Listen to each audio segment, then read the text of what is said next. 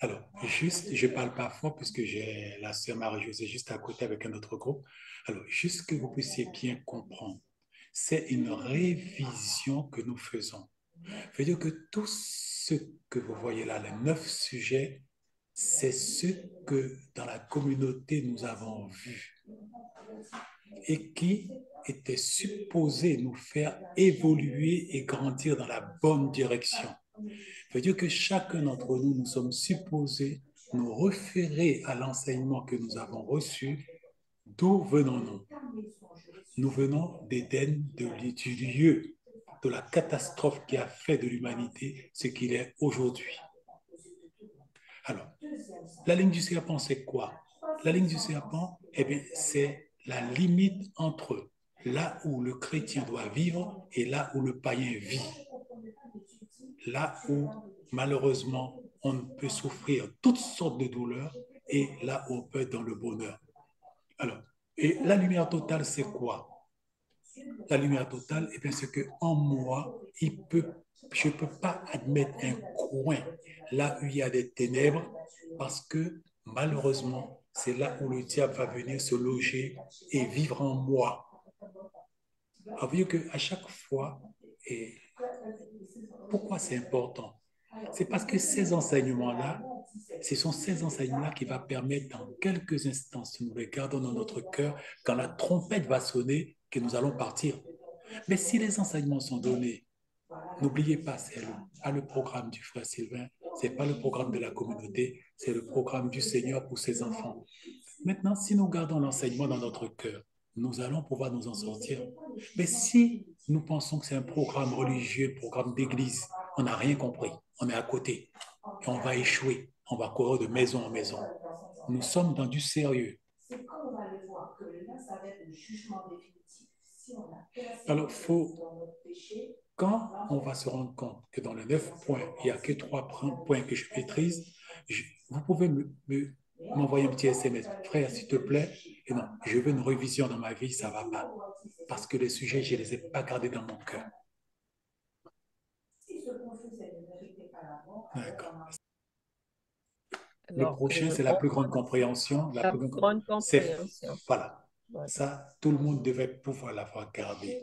Mais Selon dans lui. ce cas, par rapport au sujet qu'on a vu, que la communauté en a vu, la plus grande compréhension, en fin de compte, quand le Seigneur nous l'a donné dans la communauté, qu'est-ce que toi, tu as compris dedans?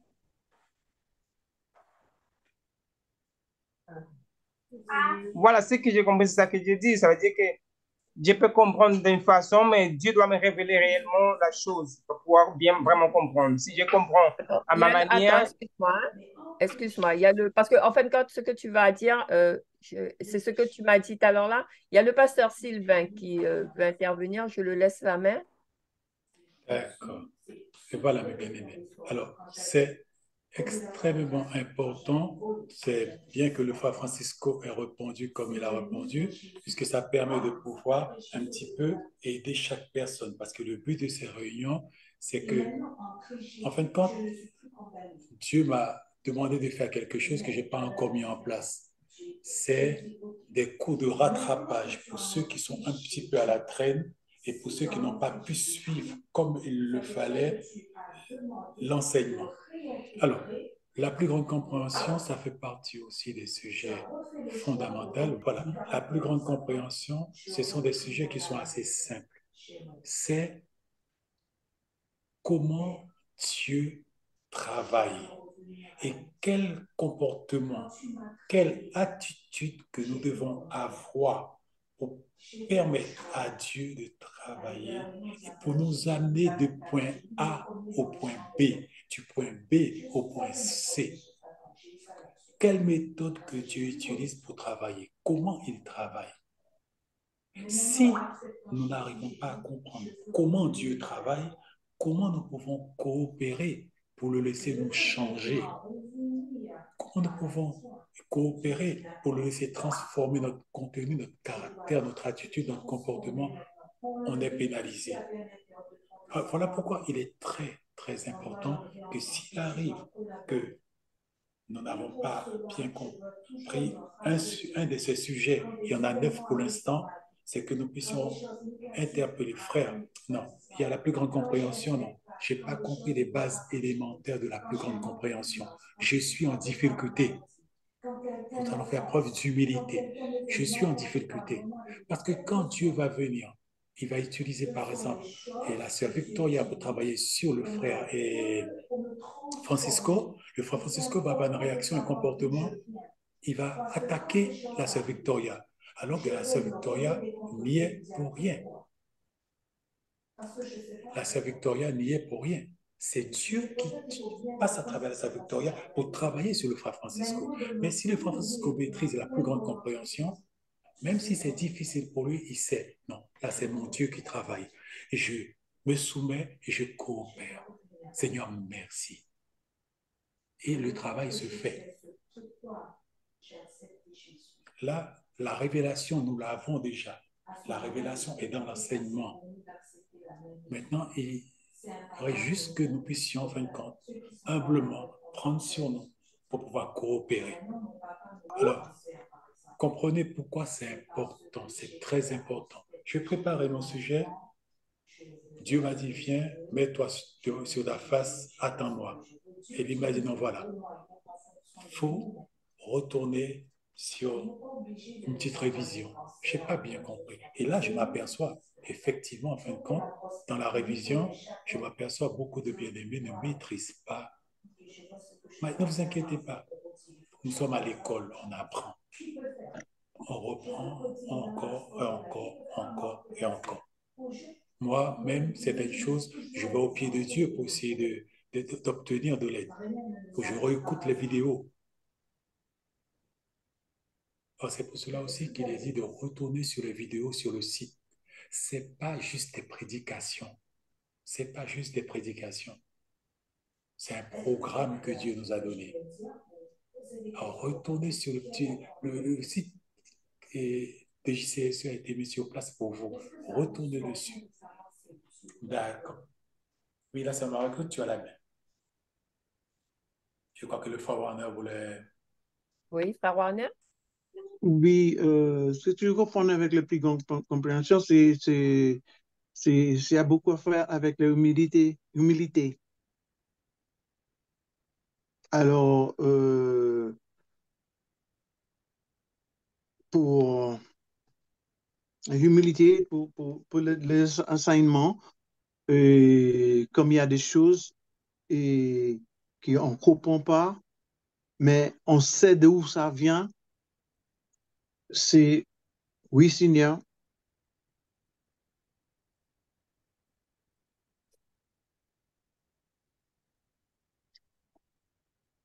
Enfin, D'accord. Oui, c'est bien ça. Oui, Seigneur, c'est bien ça. En toute situation, en toute circonstance. Le serviteur nous disait quelque chose, je me rappelle, ça m'avait toujours, au début, ça me choquait, mais après, avec l'enseignement de la plus grande compréhension, j'ai compris. Il disait que tu comprennes pas, oui, Seigneur. Et avant, moi, j'avais toujours tendance à vouloir comprendre. Je disais, ah non, c'est pas, ah non, même, je disais même, ah non, c'est pas de Dieu, ça. Et en fin de compte, quand on a eu l'enseignement sur la plus grande compréhension, c'est comme le frère Warner a dit, oui, Seigneur, que tu comprennes pas, parce qu'on sait que Dieu travaille comme il veut, il fait ce qu'il veut pour nous changer, il travaille avec qui il veut pour nous changer. Là, c'est pas, comment dire, l'instrument qu'il prend, c'est surtout pour nous la finalité.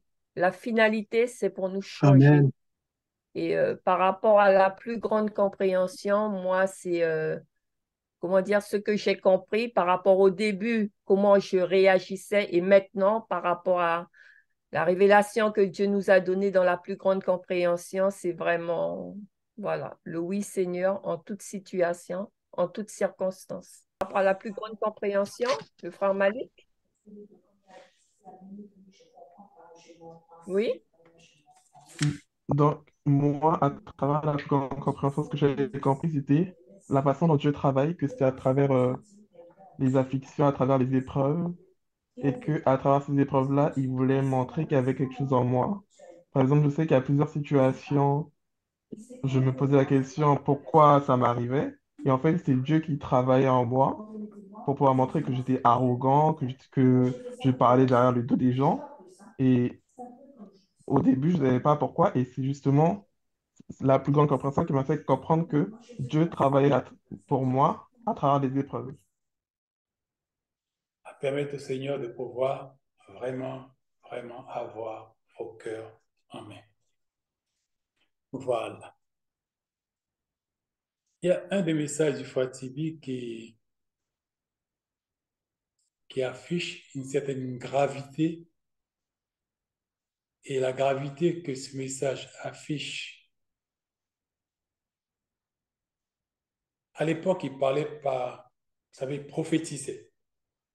Et quand un prophète parle et qu'il prophétise, il va parler à l'instant T, mais d'un temps qui peut être 3 semaines, 3 ans, 15 ans, et voire plus. Et quand il va parler à, à l'instant T avec la gravité de la situation dans 15 ans. C'est-à-dire que si nous sommes dans l'esprit, on va accepter le message parce qu'on saura que le message que nous entendons, ce n'est pas pour ce temps-ci, mais pour un temps à venir. Et dans le message qu'il nous donnait à l'époque, il disait que Dieu est soucieux et occupé à construire le caractère maintenant. Dieu est soucieux et occupé à construire le caractère, nos caractères maintenant. Alors, il a donné la raison. Il a dit, voilà l'urgence de construire le caractère de chacun d'entre nous. Si le caractère n'est pas construit,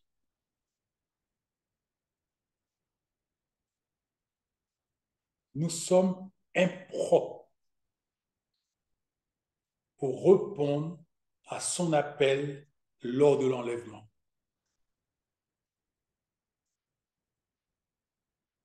Et il expliquait le caractère de Christ construit à l'intérieur de nous, c'est la personne de Christ lui-même à l'intérieur de nous. Et il nous a donné un indice qui est une clé. Il a dit ceci. Le caractère, c'est l'huile dans la lampe. Le caractère, c'est l'huile dans la lampe. Et quand nous allons dans la Bible, de suite, nous vient à l'esprit parabole de 10 vierges. 5 avaient pris de l'huile, 5 autres avaient pris de l'huile et 5 avaient pris de réserve d'huile et 5 autres n'avaient pas pris de réserve d'huile. Mais puisque un laps de temps a été imposé à ces 10 vierges,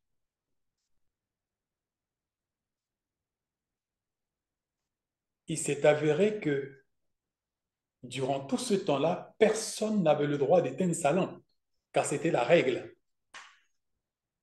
Et la lampe devait rester allumée.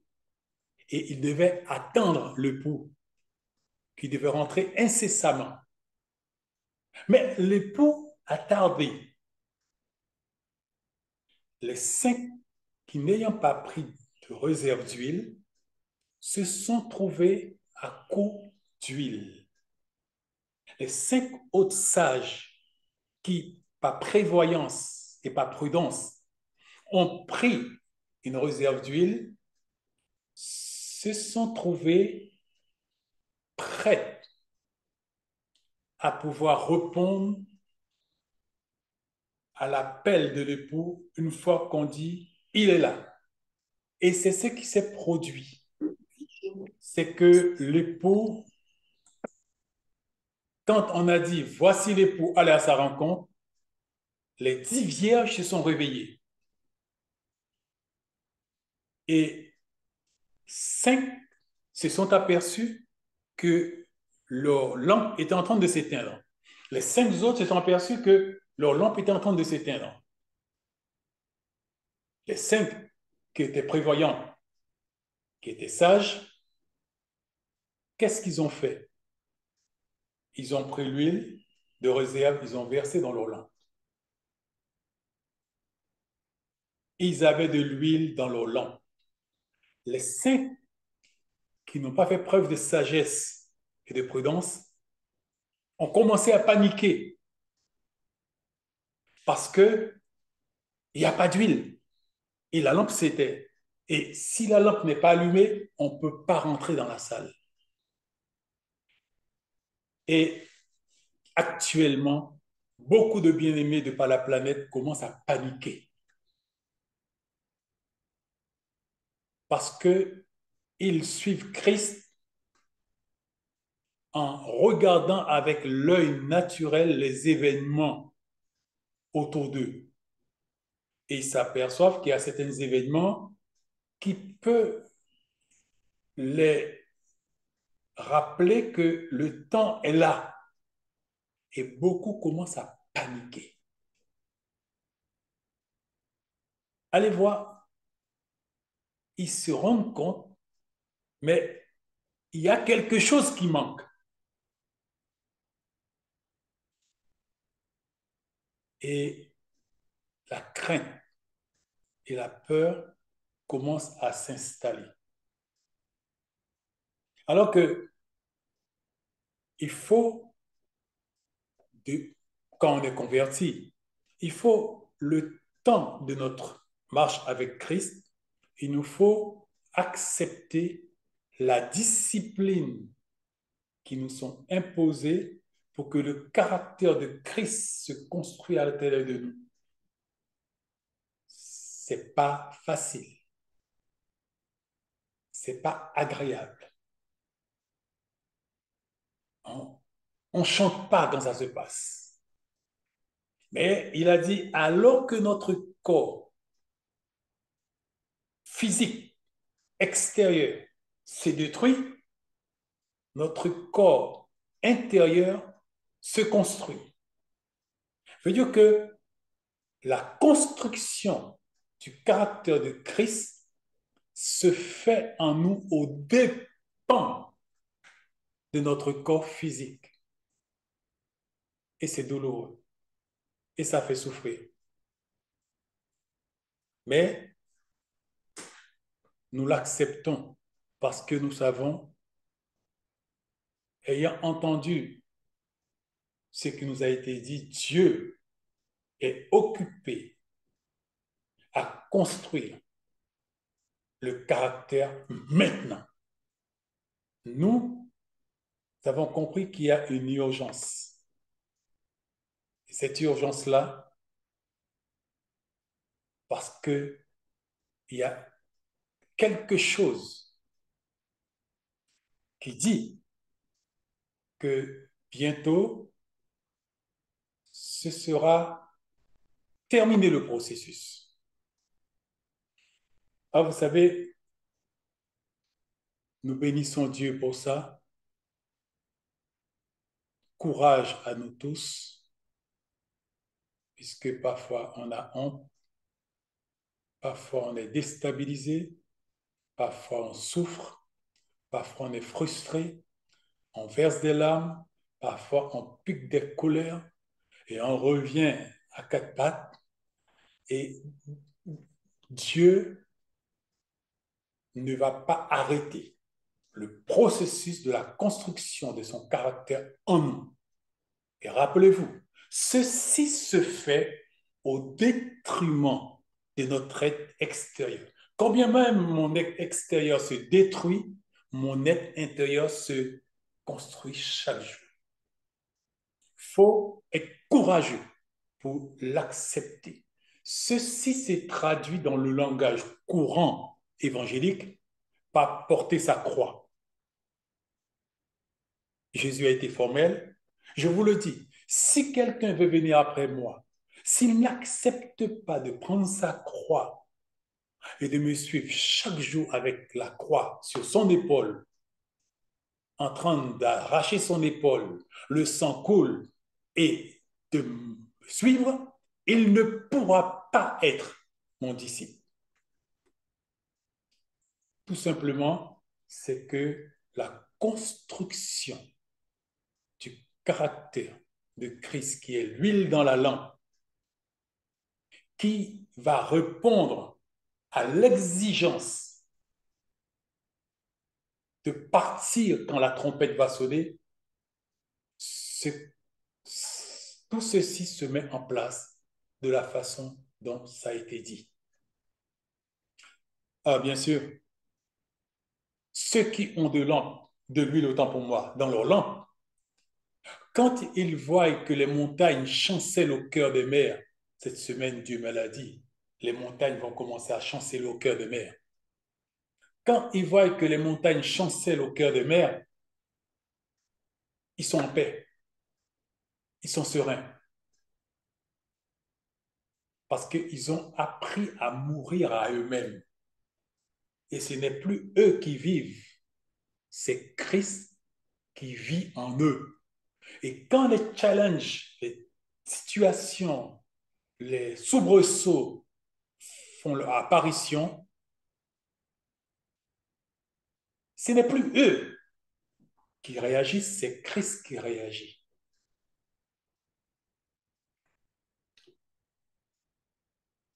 Nous devrions voir bientôt un sujet qui va nous prendre de la Genèse jusqu'à l'Apocalypse pour pouvoir permettre à nos cœurs d'avoir le repos par rapport au processus dans lequel nous sommes.